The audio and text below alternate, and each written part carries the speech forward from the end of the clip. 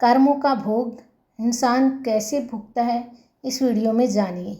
एक गांव में एक किसान रहता था। उसके परिवार में उसकी पत्नी और एक लड़का था। कुछ सालों के बाद पत्नी की मृत्यु हो गई। उस समय के लड़के की उम्र 10 साल थी। किसान ने दूसरी शादी कर ली। उस दूसरी पत्नी से भी किसान को एक पुत्र प्राप्त हुआ। किसान की दूसरी पत्नी की भी कुछ समय बाद मृत्यु हो गई। किसान का बड़ा बेटा, जो पहली पत्नी से प्राप्त हुआ था, जब शादी के योग्य हुआ तब किसान ने बड़े बेटे की शादी कर दी। फिर किसान की भी कुछ समय के बाद में मृत्यु हो गई। किसान का छोटा बेटा, जो दूसरी पत्नी से प्राप्त हुआ था, और पहली पत्नी से प्राप्त बड़ा बेटा, दोनों साथ साथ रहते थे। कुछ समय बाद किसान के छोटे लड़के की तबीयत खराब रहने लगी। बड़े भाई ने कुछ आसपास के वैद्यों से इलाज करवाया, पर कोई राहत ना मिली। छोटे भाई की दिन ब दिन तबीयत बिगड़ती जा रही थी और बहुत सारा खर्च भी हो रहा था। उसके बाद में उसका बड़ा भाई क्या सोचता है देखिए, बड़ी भाभी क्या सोचती है वो देखिए। एक दिन बड़े भाई ने अपनी पत्नी से सलाह की कि यदि ये छोटा भाई मर जाए तो हमें इसके इलाज के लिए पैसा खर्च ना करना पड़ेगा और जायदाद में आधा हिस्सा भी नहीं देना पड़ेगा।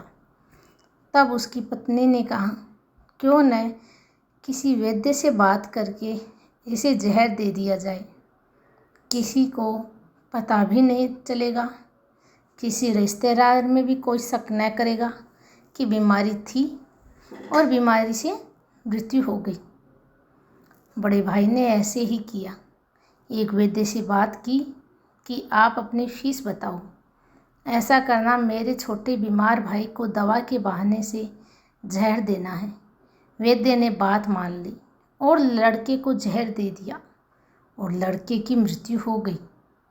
उसके भाई भाभी ने खुशी मनाई कि रास्ते का कांटा निकल गया, अब सारी संपत्ति अपनी हो गई।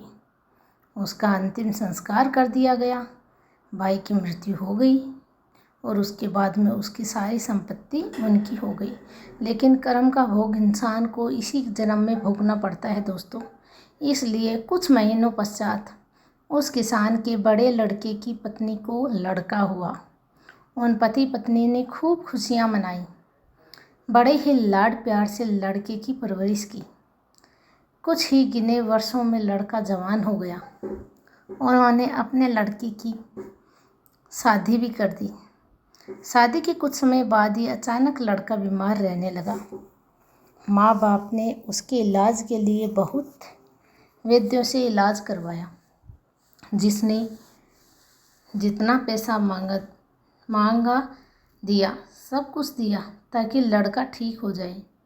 अपने लड़के की इलाज में अपनी आधी संपत्ति तक बेच दी, पर लड़का बीमारी के कारण मरने की कगार पर आ गया।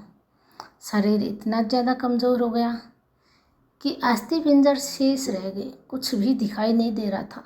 शरीर में सिर्फ शरीर का हिस्सा ही दिखाई दे रहा था। एक दिन लड़के को चारपाई पर लेटा रखा था और उसका पिता साथ में बैठा अपने पुत्र की ये दयनीय हालत देखकर बहुत दुखी होकर उसकी ओर देख रहा था। तभी लड़का अपने पिता से बोला कि भाई, अपना सब हिसाब हो गया, बस अब कफन और लकड़ी का हिसाब बाकी है, उसकी तैयारी कर लो। ये अचानक से उसके भाई ने इतनी भयंकर वाली बात सुनी तो उसके पिता ने सोचा कि लड़के का दिमाग भी काम नहीं कर रहा है बीमारी के कारण, और बोला, बेटा मैं तेरा बाप हूँ, भाई नहीं। तब लड़का बोला, मैं आपका वही भाई हूँ जो आपने जहर खिलाकर मरवाया था। जिस संपत्ति के लिए आपने मरवाया था, मुझे अब वो मेरे इलाज के लिए आधी बिक चुकी है, आपकी शेष है। हमारा हिसाब आज तक का बराबर हो गया।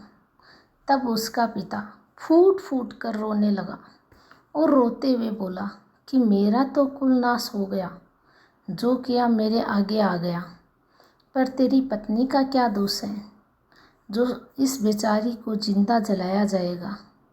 उस समय सीता प्रथा थी जिसमें पति के मरने के बाद पत्नी को पति की चिता के साथ जला दिया जाता था। तब वह लड़का बोला कि वो वैद्य कहाँ है जिसने मुझे जहर खिलाया था। तब उसके पिता ने कहा कि आपकी मृत्यु के 3 साल बाद वो मर गया था। तब लड़के ने कहा कि ये वही दुष्ट वैद्य आज मेरी पत्नी रूप में है, मेरे मरने पर इसे जिंदा जलाया जाएगा, तब इसका भोग हिसाब पूरा होगा। हमारा जीवन में जो उतार चढ़ाव से भरा है, इसके पीछे हमारे अपने ही कर्म होते हैं। हम जैसा बोएंगे वैसा ही काटना पड़ेगा। कर्म करो तो फल मिलता है, आज नहीं तो कल मिलता है। जितना गहरा अधिक हो कुआं, उतना मीठा जल मिलता है। जीवन के हर कठिन परिश्रम का फल जीवन से ही मिलता है। तो दोस्तों, ऐसे चैनल के लिए सब्सक्राइब करना ना भूलें।